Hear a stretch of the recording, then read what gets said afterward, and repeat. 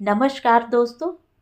कहानियों की श्रृंखला में आज सुनेंगे वरिष्ठ एवं सुविख्यात कथाकार पुष्पा सक्सेना जी की कहानी दहकते पलाश। तो आइए सुनते हैं कहानी। मम्मी पापा, इस समर वेकेशन में मैं इंडिया जा रही हूँ। झारखंड की आदिवासी स्त्रियों पर मेरा प्रोजेक्ट एक्सेप्ट हो गया है। वहाँ जाने और रहने के लिए मुझे ग्रांट भी मिली है। खुशी से उमगती दीप्ति ने अपनी माँ सुषमा और पापा अनिल को सूचना दी। क्या पागल हो गई है दीपू? भला उन जंगली लोगों के बीच तू रह सकेगी? आदमी तीर कमान लिए शिकार करते फिरते हैं। शिकार का अधपका मांस खाने वालों को तू क्या सह सकेगी? वितृष्णा सुषमा के चेहरे पर स्पष्ट थी। नहीं मम्मी, वे जंगली नहीं हैं। वे अपने परिवेश के अनुसार जीते हैं। हम जिन सुख सुविधाओं के बीच में रहते हैं उनकी तो वे कल्पना भी नहीं कर सकते। शायद तेरी मम्मी ठीक कहती है। तेरा जन्म अमेरिका में हुआ है, इसी देश में पली बड़ी है। झारखंड के जंगल और वहां रहने वाले आदिवासियों के बारे में तू नहीं जानती। तेरे लिए वहां का जीवन जी पाना आसान नहीं होगा। अनिल ने बेटी को समझाना चाहा। नहीं पापा, पिछले कई वर्षों से मैं भारत में रहने वाले आदिवासी समुदायों के जीवन और उनकी समस्याओं के विषय में स्टडी कर रही हूँ। जानती हो मम्मी, कुछ ऐसी जानकारियां मिली हैं जिन्होंने मेरे निर्णय को और भी दृढ़ कर दिया है। एक घर में रहने वाली 3-4 औरतों के बीच बस एक धोती होती है। जो स्त्री बाहर जाती है वह धोती पहनती है, बाकी स्त्रियां। दीप्ति वाक्य पूरा नहीं कर सकी। ऐसी जगह और ऐसे लोगों के बीच रहने के खतरों की तो सोच दीपू। तेरी जैसी कोमल और सुंदर लड़की को क्या उन जंगलियों के बीच कोई डर नहीं है? सुषमा ने शायद व्यवहारिक बात कही। डरो मत मम्मी, मैं अपनी रक्षा खुद कर सकती हूँ। यहाँ सीखे जूडो कराटे बेकार नहीं जाएंगे। किसी को तो पहल करनी ही होगी। अंधेरे में जी रही उन औरतों को भी तो रोशनी पाने का हक है। शाबाश बेटी, मुझे तुझ पर गर्व है। मैं तेरे साथ हूँ। भगवान तुझे अपने मकसद को पूरा करने में ज़रूर मदद करेंगे। मैं आज ही अपने मित्र दिनेश से इस बारे में बात करता हूँ। शायद वह मदद कर सके। उसका काफ़ी समय रांची में बीता है। आजकल हरिद्वार के आश्रम में रह रहा है। दूसरे दिन अनिल ने खुशी से बताया था कि दिनेश का मेधावी बेटा रवि आदिवासी विकास योजना विभाग में डायरेक्टर है। दिनेश ने हमारी दीपा के लिए अपने बेटे रवि की पूरी सहायता और जिम्मेदारी का विश्वास दिलाया है। अब डर की कोई बात नहीं है। यू आर ग्रेट पापा। अब तो मम्मी का भी डर भाग जाएगा। दीप्ति बच्चों की तरह माँ से लिपट गई। दीप्ति उत्साह से भारत जाने की तैयारी में जुट गई। कई घंटों की उड़ान के बाद दीप्ति रांची पहुंची थी। रांची के छोटे से एयरपोर्ट को देखना एक अनुभव था। पापा ने कहा था एयरपोर्ट पर उसे रिसीव करने रवि पहुंचेगा। चारों ओर नजर दौड़ाने पर भी रवि जैसा कोई व्यक्ति नजर नहीं आया। तभी एक वर्दीधारी ड्राइवर हाथ में उसके नाम का प्ले कार्ड लिए दिखाई दिया। आप शायद मुझे लेने आए हैं। मैं ही दीप्ति वर्मा हूँ। जी हाँ, रवि साहब बाहर कार में हैं। आइए। दीप्ति का मन खिन्न हो गया। हजारों मील दूर से आने वाली दीप्ति को रिसीव करने एक ड्राइवर को भेज दिया। मम्मी से भारत में अतिथि सत्कार की बड़ी बड़ी बातें सुनी थी। नमूना आज देख लिया। अपने को क्या समझते हैं ये रवि कुमार? अगर उसे अपने ठहरने की जगह पता होती तो टैक्सी से चली जाती। कार में बैठा सुदर्शन युवक हाथ में पकड़ी किताब के पृष्ठों में खोया हुआ था। दीप्ति के आने का उसे भान भी नहीं हुआ। नमस्ते, मैं दीप्ति वर्मा। अगर गलती नहीं कर रही हूं तो आप ही रवि कुमार हैं। दीप्ति की मीठी आवाज पर रवि ने किताब से निगाह हटाकर दीप्ति को देखा था। सलवार सूट में दीप्ति बहुत प्यारी लग रही थी। गुलाबी रंग का सूट उसकी गुलाबी रंगत से होड़ ले रहा था। चेहरे पर थकान की जगह उत्साह की चमक थी। विश्वास नहीं होता, आप सीधे अमेरिका से आ रही हैं। हेलो है की जगह नमस्ते। वैसे आपने ठीक पहचाना, मैं ही रवि हूं। शब्दों का तीखापन दीप्ति को चिढ़ा गया। एक्सक्यूज मी मिस्टर कुमार, नमस्ते की जगह हेलो कहने से क्या कोई अमरीकी हो जाएगा? शायद आप भूल रहे हैं, मैं एक भारतीय माँ बाप की बेटी हूँ। भारतीय संस्कृति में आतिथ्य सत्कार के विषय में भी अच्छी जानकारी है। अनजाने ही दीप्ति का आक्रोश उभर ही आया।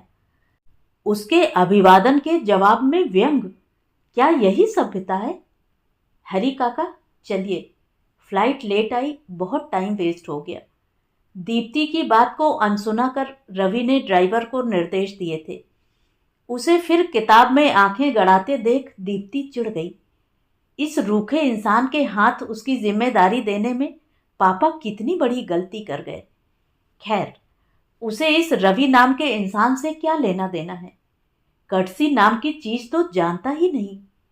कम से कम झूठ को ही सही एक बार पूछ तो लेता कि उसे यहां पहुंचने में तकलीफ तो नहीं हुई है।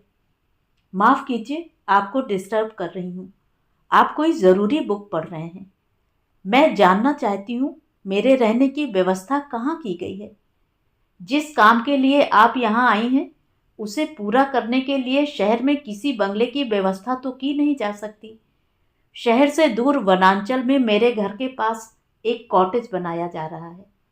आज आप मेरे साथ रहेंगी, कल तक आपका कॉटेज तैयार हो जाएगा। अगर कॉटेज में सोने भर की व्यवस्था है तो मैं मैनेज कर लूँगी। आप नहीं जानती, ये जगह खतरनाक भी हो सकती है। कल आपके लिए चौकीदार आ जाएगा। शायद मैं आपसे ज़्यादा ही इस वनांचल को जानती हूँ। पिछले कई सालों से इस क्षेत्र के बारे में पढ़ रही हूँ, कुछ गर्व से दीप्ति ने कहा। Oh really? वैसे इस इंटरेस्ट की कोई खास वजह? एनीवे, हरी काका मुझे ड्रॉप करके इन्हें इनके कॉटेज पहुंचा दीजिएगा। इनके पास फ्रोजन फूड तो होगा ही, अमरीकी ऐसा ही खाना पसंद करते हैं। हाँ, कैंडल और पानी भी देख लीजिएगा। अपने छोटे से बंगले नुमा घर के सामने कार रुकते ही रवि उतरकर चला गया। दीप्ति के होठों से बाय शब्द निकलता ही रह गया। रूड, अनकल्चर्ड कहीं का, अपने को न जाने क्या समझता है। दीप्ति बुदबुदाई। कॉटेज के सामने कार से उतरकर हरि ने सम्मानपूर्वक दीप्ति के लिए कार का दरवाजा खोला था। टॉर्च की रोशनी में बिस्तर बिछा देख दीप्ति ने आश्वस्ति की सांस ली। इतनी देर बाद अब नींद उस पर हावी होने लगी थी। हरि ने जेब से माचिस निकालकर कैंडल जला दी। मेज पर बिस्लरी की पानी की बोतलें थीं। निश्चय ही किसी जानकार की यह सूझबूझ थी। हरि ने एक ट्यूब देते हुए कहा, यहाँ मच्छर होते हैं, इसे लगा लीजिएगा। कल कॉटेज में जाली लगा दी जाएगी। अगर कोई चूहा परेशान करे तो टॉर्च जला लीजिएगा, चूहा रोशनी से भाग जाएगा। क्या यहाँ चूहे हैं? मुझे चूहों से डर लगता है। दीप्ति की आवाज में सचमुच डर था। अच्छा होता आज आप रवि भैया के साथ रुक जाती, पर आप परेशान मत होइए, मैं डरूंगी नहीं। एक बात बताइए, आपकी बोली तो यहाँ की नहीं लगती। ठीक पहचाना, मैं कानपुर का हूँ। अनाथ हो जाने पर रवि भैया के पापा ने सहारा दिया। अब रवि भैया के साथ हूँ। बाहर भले ही उन्हें साहब कहूँ, पर घर में मैं उनका काका और वह मेरे भैया हैं। हरि की आवाज़ में रवि के लिए स्नेह और आदर था। मेरी वजह से बहुत देर हो गई, अब आप जाइए हरि काका, आदर से दीप्ति ने कहा। तुमने मुझे काका कहा, बहुत अच्छा लगा बिटिया। भैया ठीक कह रहे थे, आप अमेरिका की नहीं लगती। अमेरिका के लोग भी हम सब जैसे होते हैं काका। पता नहीं क्यों आपके रवि भैया को अमेरिका के बारे में कुछ गलत फहमी है। भैया के मन की थाह पाना आसान नहीं है। न जाने क्या क्या सच है। कल सवेरे महुआ आ जाएगी, यहाँ की रहने वाली लड़की है, वह आपकी मदद करेगी। हरि जैसे किसी सोच में पड़ गया था। आधी रात सोते जागते दीप्ति को जैसे ही नींद आई कि चिड़ियों ने भोर के गीत गाकर दीप्ति की नींद तोड़ दी। सियाटेल में भी चिड़िया आती थीं, पर बर्ड फूड खाकर उड़ जाती थीं। इतनी मीठी चहचहाहट कब सुनी? अंगड़ाई लेकर दीप्ति कॉटेज का दरवाजा खोलकर जैसे ही बाहर आई, बाहर के मनोहारी दृश्य ने उसे मुग्ध कर दिया। पेड़ों से झूलते सुर्ख लाल पलाशों ने जैसे जंगल में आग लगा दी थी। हवा में साल, महुआ और साखू की नशीली सुवास थी। धरती पर गिरे फूलों को उठा गाल से छुआ। अंगारों जैसे पलाश को हाथ में पा लेने के लिए 2-3 बार उछलने पर भी पलाश उसकी पहुंच के ऊपर थे। अचानक पीछे से आई एक कठोर आवाज ने उसे चौंका दिया। ये क्या कर रही हैं? अगर फ्रैक्चर हो गया तो ये उम्मीद मत रखिएगा कि मैं आपको उठाकर हॉस्पिटल ले जाऊंगा। अच्छा हुआ अपने कमरे की खिड़की खोलते ही ये नज़ारा दिख गया, वरना। डोंट वरी रवि जी, मुझे आपसे ऐसी कोई उम्मीद बिल्कुल नहीं है। इस बार ये फूल मेरे हाथ में आ ही जाते, पर आपने डिस्टर्ब करके मेरा चांस खत्म कर दिया। आवाज में नाराजगी स्पष्ट थी। क्या करेंगी इन फूलों का? देखने में भले ही सुंदर लगें, पर इनमें कोई गुण नहीं है। न गुलाब या चंपा जैसी सुगंध ही है। इनसे तो बस होली पर रंग खेलने के लिए रंग बनाया जाता है, इसीलिए इनका दूसरा नाम टेसू है। कमाल करते हैं, जिनसे होली जैसे त्योहार को रंगीन बनाया जाता है उन्हें आप गुणहीन कहते हैं। सच तो ये है कि ये फूल गुलाब और चंपा से भी ज्यादा गुणकारी हैं। वैसे आप जितनी बड़ी बड़ी बातें करती हैं, उस हिसाब से चूहों से तो नहीं डरना चाहिए। कहिए, रात में सो पाएंगी या नहीं? रवि के चेहरे पर मुस्कुराहट देख दीप्ति चिढ़ गई। मैं बच्ची नहीं हूं, मैं सोऊं या जागूं, आपसे मतलब? बच्ची नहीं है, ये बात तो आपकी कुछ देर पहले की हरकत से साफ जाहिर हो गया। रवि भैया, आपने बुलाया है? मीठी आवाज के साथ एक आदिवासी युवती आ खड़ी हुई। उसके सुगठित शरीर और सांवले रंग में गहरा आकर्षण था। हाँ महुआ, ये मेम साहब अमेरिका से यहाँ की औरतों की तकलीफें देखने आई हैं। यहाँ की औरतें इनकी बोली क्या समझेंगी? तुम्हें उनकी बातें इन्हें समझानी होगी। आज से तुम्हारी ड्यूटी इनके साथ रहेगी। आवाज में खासा व्यंग था। माफ कीजिए, मैं तकलीफें देखने नहीं बल्कि उनकी सहायता करने आई हूँ। आप गलत भाषा का प्रयोग कर रहे हैं रवि जी, दीप्ति ने अपनी बात विश्वास से कही। ओह, अगर ये बात है तो कहिए टीवी और पत्रकारों को बुला दूं, आपका इंटरव्यू ले लेंगे। अमेरिका से एक लड़की इतने महत्वपूर्ण कार्य के लिए अपने देश की सुख सुविधाएं छोड़कर यहाँ रहकर कष्ट उठा रही है। आपका नाम हो जाएगा और आपकी सरकार आपको सम्मानित भी कर देगी।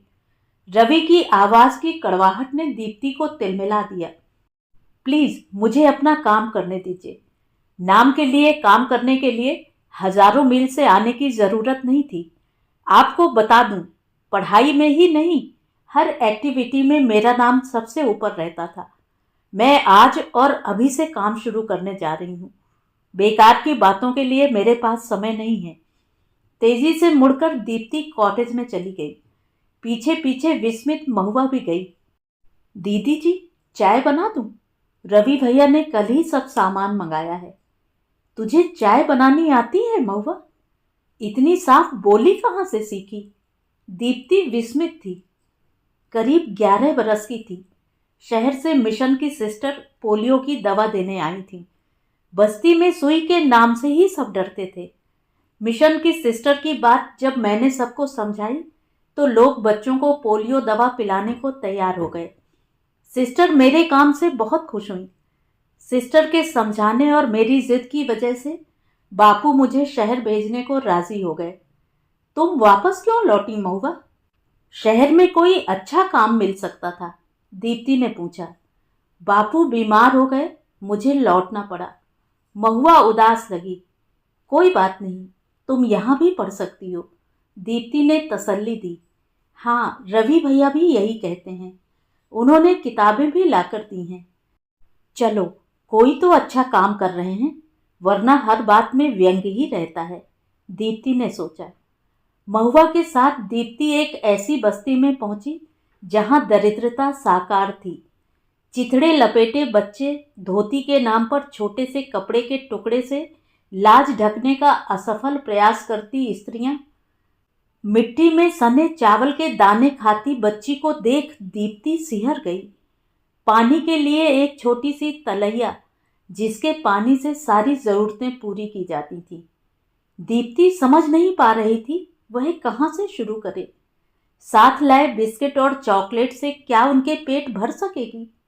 महुआ के सहारे उसने अपनी बातें शुरू की। कुछ दिनों की हिचकिचाहट के बाद औरतें खुलने लगीं।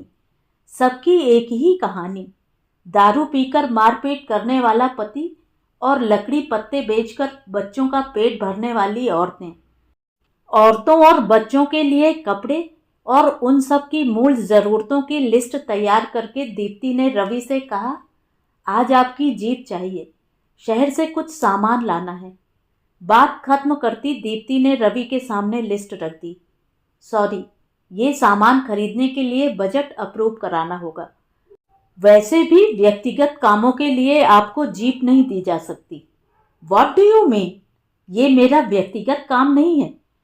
असल में तो आपको ये सब देखना चाहिए था, पर आप तो नाम भर के अधिकारी हैं, वरना कम से कम उन्हें साफ पानी तो मुहैया कराया जा सकता था। एक दिन वो पानी पीकर देखिए। पर आपको क्या मतलब, खुद तो बिस्लरी का पानी पीते हैं। अगर आपको इतनी ही हमदर्दी है तो आप शौक से वो पानी पी सकती हैं, पर लिखकर दे दीजिएगा कि आप अपनी इच्छा से रिस्क ले रही हैं। आखिर आप मेरी जिम्मेदारी हैं। आपके चक्कर में मुझे फांसी का फंदा स्वीकार नहीं होगा। अगर ऐसा ही है तो कल मैं उन सबके साथ बना खाना खाऊंगी। और हाँ, मैं शहर जा रही हूँ। ये सामान अपने पैसों से खरीदूंगी। आप बजट अप्रूव कराते रहिएगा। आवाज़ में नाराज़गी थी। आज तो आप अपने पैसों से इनकी ज़रूरतें पूरी करा देंगी, पर आगे क्या होगा सोचा है? सरकारी कामों में समय लगता है। क्या आप आगे की भी जिम्मेदारी लेने को तैयार हैं? रवि ने दीप्ति को गहरी नज़र से देखा। जब तक हूँ तब तक की तो जिम्मेदारी ले ही सकती हूँ। बाय द वे, आप कब तक यहाँ हैं? अमेरिका से ज़्यादा दिन दूर रह पाना आसान नहीं होगा। मैं आज में जीती हूँ और मेरा आज कह रहा है उनकी ज़रूरतें पूरी कर ही सकती हूँ। आप परेशान ना हो, मैं बस से चली जाऊंगी। शायद टैक्सी तो मिल ना सके। आप यहाँ की बस सर्विस के बारे में नहीं जानती। अगर बस की छत पर बैठने की हिम्मत हो तो आजमा लीजिए। सपाट शब्दों में रवि ने अपनी बात कहकर सामने खुली फाइल पर नज़र जमा दी। Thanks for your advice mister Ravi Kumar. मुझे यकीन है बस में सफ़र करने वाले आपकी तरह हृदयहीन नहीं होंगे। मैं मैनेज कर लूँगी। दीप्ति तेजी से कमरा छोड़कर बाहर चली गई। जिंदगी में साबुन, तेल, कंघी जैसी छोटी छोटी बहुत सी चीज़ें पाकर सबके चेहरे खिल उठे। बुधवारी बार बार छोटे से शीशे में चेहरा निहार चेहरे पर जमी धूल पानी से धो रही थी। कलसिया कंघी से उलझे बालों को सुलझाने का भरसक प्रयास कर रही थी। बच्चे कौतुक से अपना खेल छोड़ तमाशा देख रहे थे। इन कुछ ही दिनों में दीप्ति ने उन्हें सफाई का महत्व समझा दिया था। अब दीप्ति उनके कपड़ों की ज़रूरतें पूरी करने के लिए अपने परिवार से पैसे मंगाने की सोच ही रही थी कि हरी काका एक बड़े से बंडल के साथ आ पहुंचे। बंडल में औरतों और बच्चों के लिए कपड़े थे। दीप्ति को सामान देते हुए कहा, रवि भैया ने कुछ कपड़े भेजे हैं, आपको देने को कहा है, आप सबको बांट दीजिएगा। क्या उन्हें सरकारी अप्रूवल इतनी जल्दी मिल गया? दीप्ति ने व्यंग से कहा।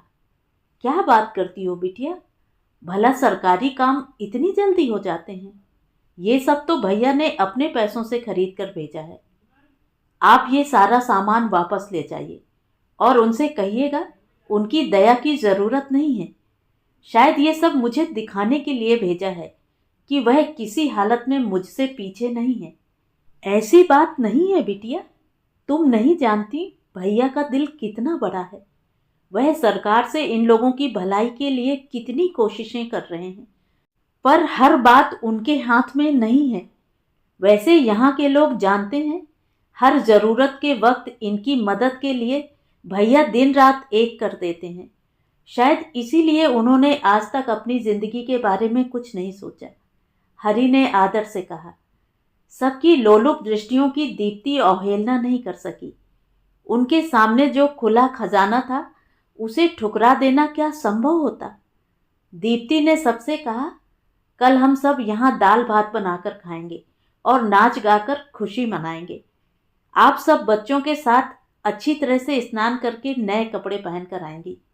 वाह दीदी, कल तो बहुत मजा आएगा, हम सब खूब नाचेंगे, मुनिया ने हंसकर कहा।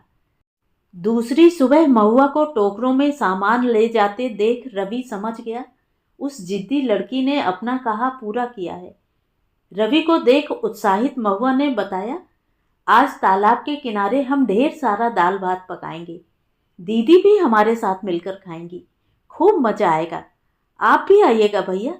बात कहती हुई महुआ तेज कदमों से चली गई। तालाब के किनारे साफ नए कपड़े पहने बच्चों और औरतों की भीड़ थी। सबके चेहरों पर खुशी थी। एक बड़े बर्तन में पानी उबाला जा रहा था। दीप्ति ने समझाया था, पानी उबालकर पीने से बीमारियां नहीं होती। दाल भात पानी में पकाया जा रहा था। बच्चों की दृष्टि भात की हांडी पर थी। इस बीच औरतों ने खाना परोसने के लिए पत्तों से पतलें तैयार कर ली। सबके साथ दीप्ति भी खाने बैठी ही थी कि अचानक किसी सबल हाथ ने उसे उठाकर खड़ा कर दिया। जलती आंखों से रवि उसे खींचता हुआ जीप की ओर ले चला। दीप्ति का हाथ छुड़ाने का प्रयास व्यर्थ गया। महुआ, तुम सबको भरपेट खिलाकर आना, हम जा रहे हैं।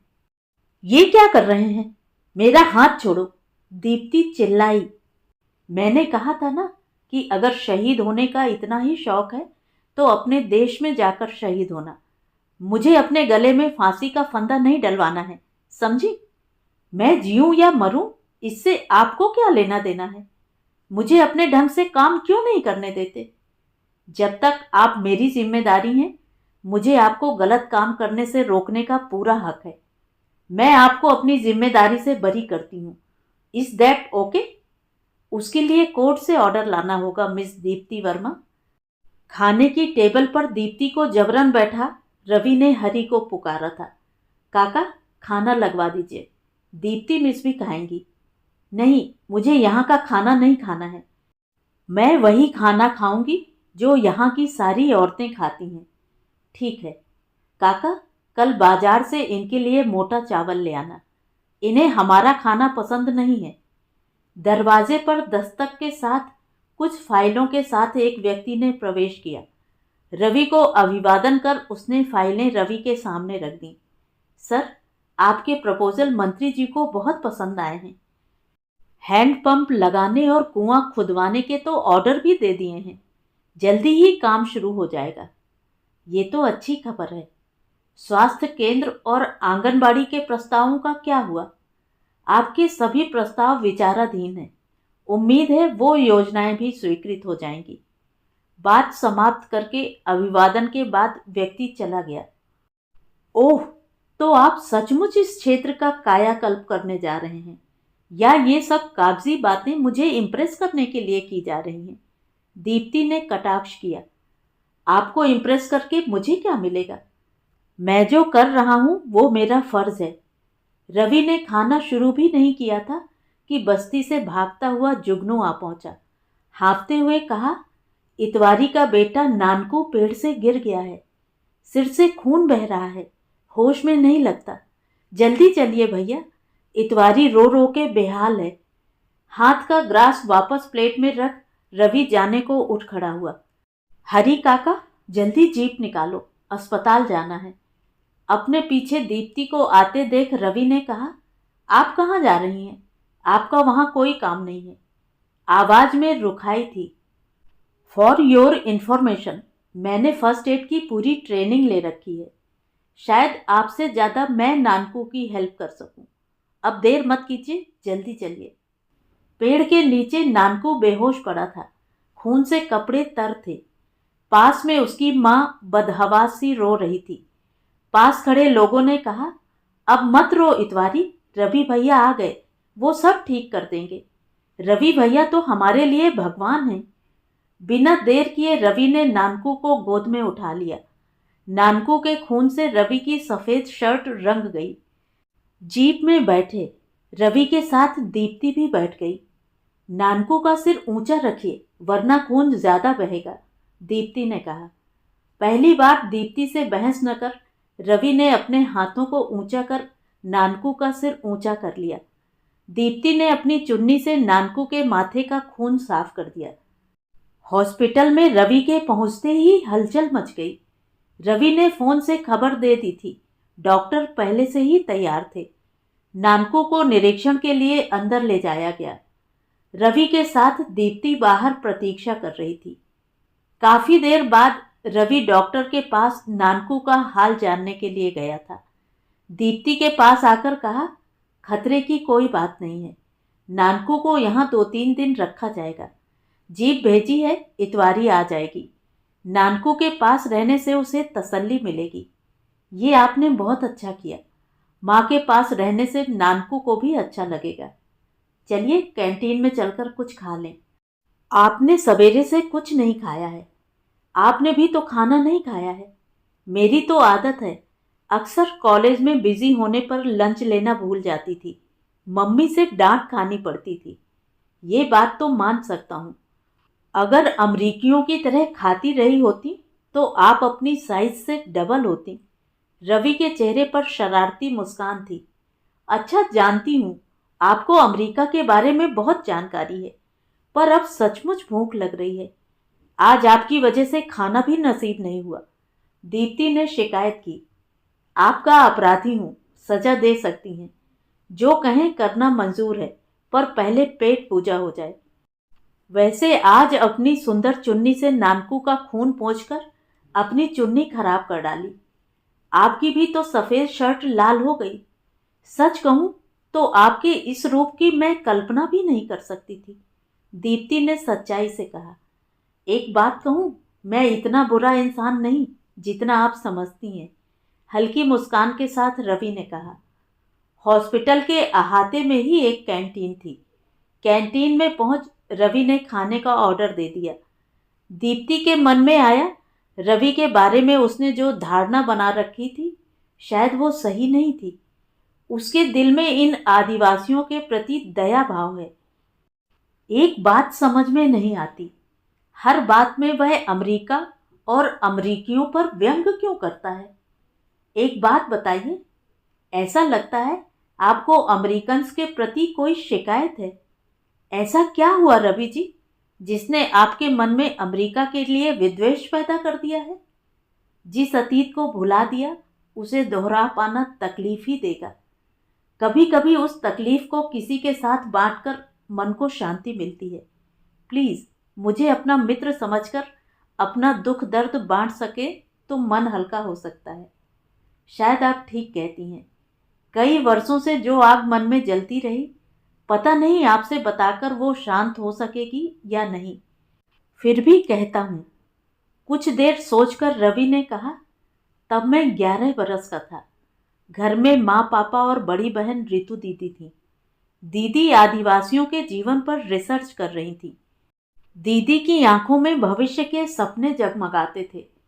आदिवासियों के जीवन पर आधारित कुछ अनोखे चित्र लेने अमेरिका से एक फोटोग्राफर रॉबिन आया था।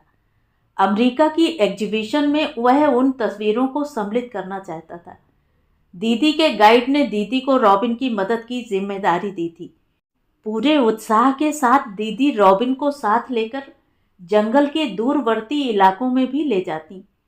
उन दिनों भी ये पलाश पूरे जंगल को लाल रंग से रंगे हुए थे। रॉबिन तो उस सौंदर्य पर पागल हो उठा। दीदी से छिपा छिपाकर गरीब आदिवासी लड़कियों को पैसों का लालच देकर उनके सुगठित शरीरों की तस्वीरें उतारता गया। दीदी की भी कई तस्वीरें इन्हीं पलाश के फूलों के साथ खींची थी। सच तो यह है, दीदी के सौंदर्य से पलाश का रंग खिल उठा था। अपने खुश मिजाज स्वभाव के कारण रॉबिन पूरे परिवार का स्नेह पात्र बन गया था। उसके साथ दीदी को कहीं भी भेजने में किसी को कोई आपत्ति कैसे होती। रॉबिन के साथ जैसे कोई और ही दीदी होती, जीवन से भरपूर, सपनों में खोई। अचानक रवि चुप हो गया, मानो कहीं और खो गया था। फिर क्या हुआ? आप चुप क्यों हो गए? दीप्ति जानने को उतावली हो उठी। रॉबिन ने अपने खींचे कुछ फोटोग्राफ्स अमेरिका भेजे थे। उन फोटोग्राफ्स के आधार पर रॉबिन को अमेरिका से फोटोग्राफी की एग्जीबिशन में भाग लेने को बुलाया गया था। रॉबिन की खुशी का ठिकाना न था। अगर उस एग्जीबिशन में उसके फोटोग्राफ्स पसंद किए गए तो वह आकाशीय ऊंचाइयां छू सकेगा। दीदी को उदास देख प्यार से तसल्ली दी थी। बस कुछ ही महीनों की तो बात है, उसके बाद तो ये रॉबिन यहीं इस सुंदर पलाश वन में तुम्हारे साथ अपना घर बनाएगा। 2 माह में दीदी की पीली पड़ती काया ने मम्मी को समझा दिया। उनकी बेटी ऐसी भूल कर बैठी थी जिसका इलाज बस रॉबिन ही था। रॉबिन अपनी एग्जीबिशन की तैयारी में व्यस्त था। अचानक टीवी पर आई न्यूज ने सबको स्तब्ध कर दिया। समाचार में रॉबिन को वर्ष का सर्वश्रेष्ठ फोटोग्राफर घोषित किया गया था। रॉबिन के साथ प्रसिद्ध उद्योगपति की इकलौती बेटी मरीना रॉबिन की मंगेतर के रूप में उसका हाथ पकड़े मुस्कुरा रही थी। टीवी देखती दीदी उठकर अपने कमरे में चली गई। बंद कमरा खोलने पर दीदी का निष्प्राण शरीर ही मिला था। रवि की आवाज रुद्ध हो गई। मैं तुम्हारा दुख समझती हूँ रवि। रॉबिन को अमेरिका में आसानी से ढूंढा जा सकता था, उसे सजा दिलाई जा सकती थी। अमेरिकी कानून अपराधियों को दंड देने में देर नहीं करते। सजा दिलाकर क्या मिलता दीप्ति? हमारे पास क्या सबूत था? बड़ी मुश्किल से दीदी की जिस मौत को बदनामी से बचाया गया था वो जग जाहिर ना हो जाती। उदास रवि ने कहा। ठीक कहते हो, पर अमेरिका जाकर उस रॉबिन की खबर जरूर लूंगी। अब मैं अमेरिका और अमेरिकियों के प्रति तुम्हारी नफरत की वजह समझ सकती हूँ। शायद उत्तेजना या क्रोध की वजह से दीप्ति का गोरा चेहरा वीर बहूटी बन गया। तुम्हारे प्रति मैं शायद ज्यादा ही कठोर था। मुझे माफ कर सकोगी दीप्ति? I am sorry. अब हम दोनों दोस्त हैं। हमारे बीच सॉरी या थैंक्स या ऐसी ही कोई औपचारिकता नहीं चलेगी रवि। मैंने भी तो तुम्हें बहुत गलत समझा, तुम्हारे प्रपोजल्स को दिखावा कहा। मुझे माफ कर सकोगे? थैंक्स दीप्ति। मुझे खुशी है तुमने मेरा दुख साझा किया। क्या तुम यहाँ कुछ ज़्यादा टाइम के लिए नहीं रुक सकती दीप्ति? अभी तो हम दोनों एक दूसरे को समझ सके हैं। रवि ने दीप्ति के चेहरे पर दृष्टि निबद्ध कर दी। मुझे तो जाना ही होगा रवि, पर एक दोस्त की तरह तुम हमेशा याद रहोगे। दीप्ति का मन बुझ सा गया।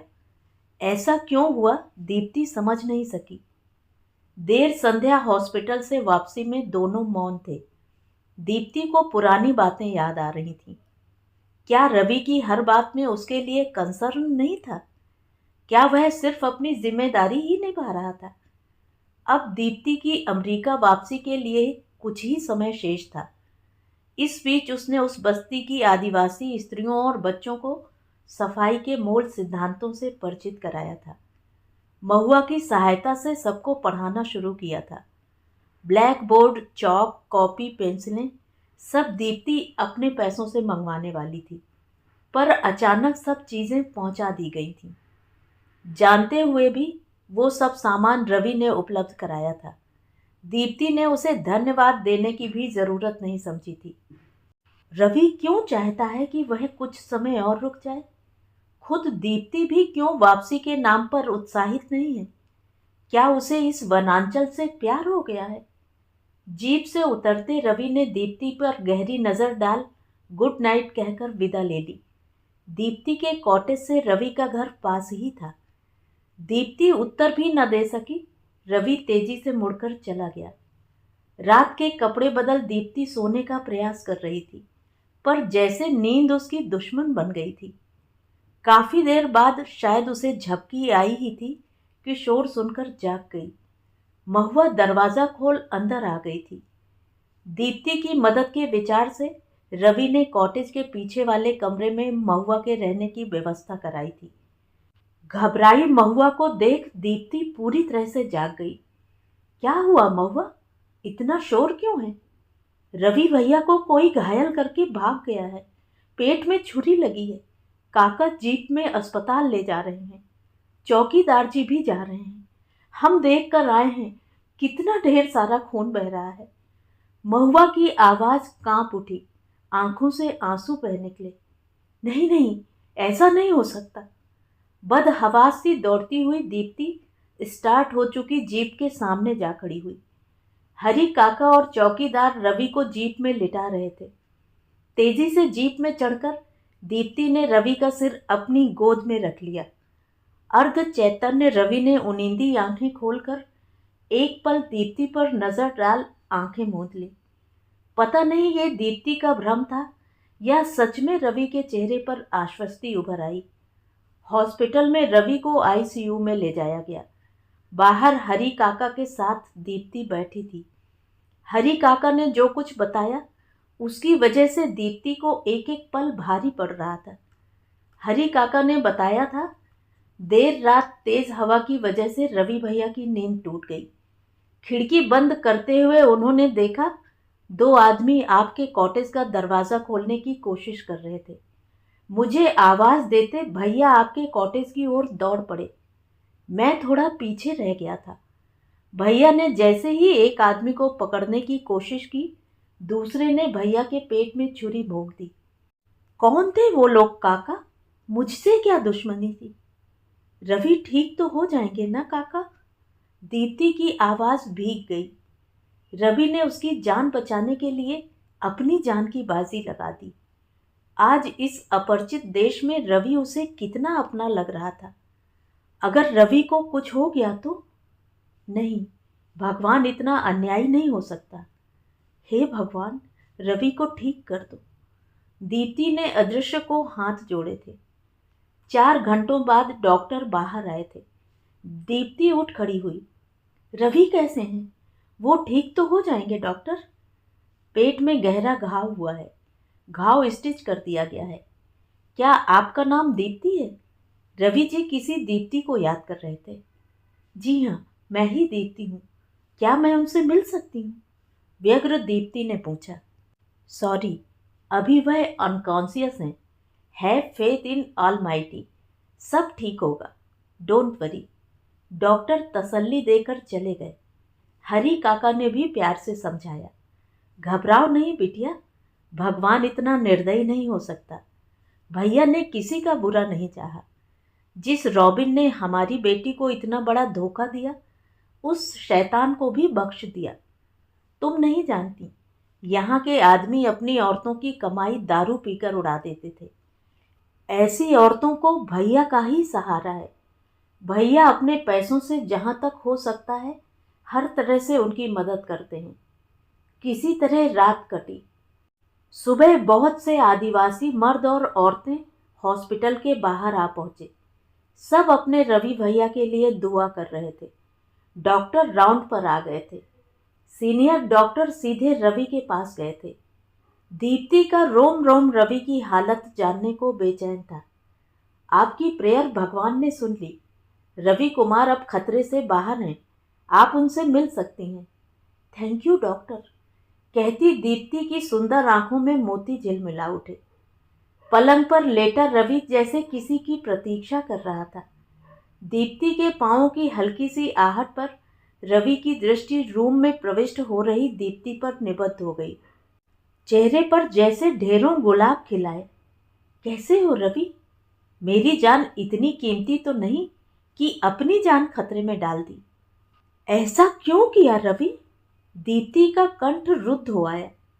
अपने बारे में तुम बहुत सी बातें नहीं जानती। मेरे लिए तुम अनमोल हो दीप। तुम्हें कैसे खो सकता था?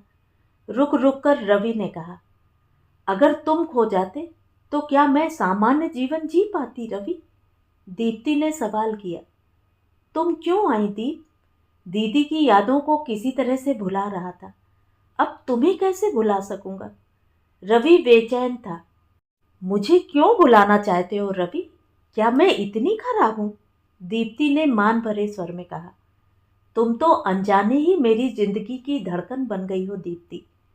तुम्हें भुलाकर क्या मैं जी सकूंगा?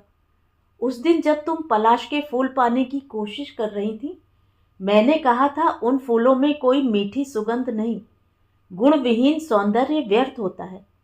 मेरी बात पर तुमने जो जवाब दिया उसने मुझे निरुत्तर कर दिया। बस मेरे मन में तुम्हें हराने की अदम्य इच्छा अंकुरित हो आई। सच तो यह है कि तुम्हें हराने के प्रयास में मैं हारता गया। तुम्हारी हर बात काटकर मैं तुम्हारे पास आता गया। अच्छा, चाहत के इस नए रूप को क्या नाम दूं?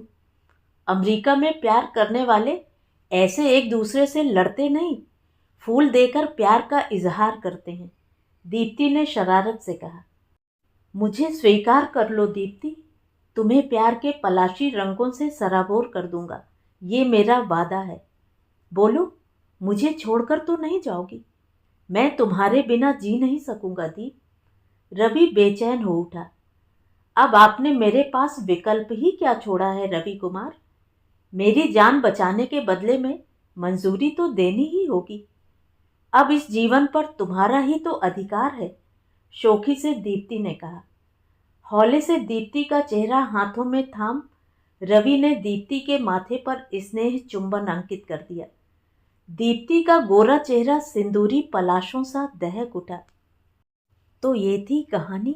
कहानी आपको कैसी लगी कमेंट करके ज़रूर बताएं। और अगर मेरे द्वारा सुनाई हुई कहानियाँ आपको अच्छी लगती हैं और आप मेरे चैनल पर पहली बार आए हैं तो चैनल को सब्सक्राइब ज़रूर करें, लाइक करें और अपने दोस्तों और परिचितों में शेयर भी करें। बेल आइकन दबाना बिल्कुल भी ना भूलें। धन्यवाद।